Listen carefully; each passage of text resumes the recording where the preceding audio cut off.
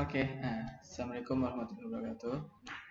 Kembali lagi bersama saya dengan Pak Lutfi yang akan mengajarkan mata pelajaran komputer jaringan dasar kelas 10 di kelas 10 TKJ 2. Yang sebelumnya kita sudah membahas tentang perancangan LAN local area network yang seperti gambar di samping. Ini contoh perancangan LAN di Puskom UI. Dan lanjut kita akan ke materi selanjutnya, adalah prosedur instalasi, yang dimana kita harus memerlukan konstruksi dan elektris atau jalur bangunannya sama jalur listriknya. Peralatan yang dibutuhkan dalam prosedur instalasi itu adalah obeng, ada obeng minus, obeng magnet, test pen, tang pemotong, tang penjepit, atau clip atau crimper, tester atau buat ngetes jaring kabel LAN dan lain sebagainya. Bisa ada hub, switch dan lain banyak lah. Dan kita memerlukan tim menginstalasi, itu orang yang terlibat dalam melaksanakan instalasi suatu jaringan LAN. Hendaknya memiliki kriteria sebagai berikut, yaitu memiliki pengalaman dalam bidang komputer, memiliki akal dan pikiran sehat dari fisik, jiwa, dan mental. Dan berikut adalah penempatan server. Nah, di sini adalah kita harus memasangi server ini di ruangan yang paling dingin atau yang punya pendingin ruangan atau AC. Diletakkan di tempat yang aman, tidak ada gangguan dari suatu objek seperti hewan atau apapun itu. Dan juga switch atau hubnya itu sebaiknya diletakkan dekat dengan server. Ya, kenapa bisa diletakkan dengan server? Karena kalau diletakkan jauh dari server, maka tarikannya cukup panjang dan juga menghabiskan waktu bandwidthnya lebih kecil daripada kalau dibanding dengan kita pasang di dekat server, maka lebih cepat tersampainya di antara PC personal komputer. Komponen yang harus berada di ruang server itu adalah komputer server, switch atau hub, modem ADSL atau modem dial-up yang bisa ditelepon, jalur telepon, komputer untuk memantau aktivitas jaringan, printer dan scan.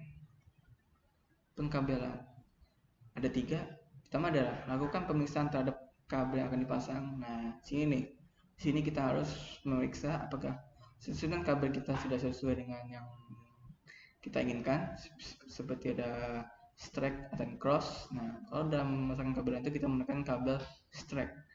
Gunakan pipa penutup agar rapi, atau ya di kabel itu kita tutup pasang pipa atau mungkin di selotip agar tidak berantakan. Dan selanjutnya adalah pemberian tanda kabel. Nah, ini harus penting, karena kalau kita nggak kasih tanda di kabel tersebut, maka kita nggak tahu ini posisi di mana, letaknya di mana. Dan di sini kita akan menjelaskan pemasangan konektor kabel UTP yang paling umum. Nah, di sini ada kabel strike, itu PC ke hub, penghubung ada PC ke hub atau switch. Nah, yang pertama itu adalah putih oranye, putih hijau, biru, putih biru, hijau, putih coklat. Yang ada di tabel ini karena selalu ingat untuk penulisan kabel strike itu ada dari putih oranye dan sampai ke coklat. Dan ini contoh gambarnya. Untuk kabel cross, nah itu hub ke hub atau sejenisnya, itu yang pertama adalah putih oranye, putih hijau, biru, putih biru, hijau, putih coklat. Apa yang membedakan yang ada di posisi di nomor, nah ya posisinya. Selanjutnya adalah pemasangan kartu jaringan atau LAN card. Kalau di komputer dia buka casing komputer itu, baik itu server maupun untuk workstation. Setelah casing terbuka, pasang tempelkan kartu jaringan ke soket atau slot PCI. Pasang MOV di bagian atas sehingga kartu jaringan itu kokoh dan tidak goyang. Nah, yang bisa sebelumnya kalian praktekkan kemarin. Nah, situ ada tempat dimana penaruhan kartu jaringan itu yang ada RAM sama ROM-nya. Nah, setelah selesai dipasang, maka tutup casingnya dan rapikan letak komputer yang sudah dipasang kartu jaringan. Tancapkan kabel yang tadi dipasang ke konektor RJ45 ke port di hub dan di komputer. Oke, segitu aja yang saya bahas. Kurang lebihnya mohon maaf. Nanti minggu depan kita akan lanjut membahas materi tentang bab 3 sama bab 4, WAN dan juga ini kabel atau set optik. Ya, untuk tugasnya coba tetap merangkum materi yang ada di slide saya, masukkan di blog kalian masing-masing. Nah, itu sebagai tugas.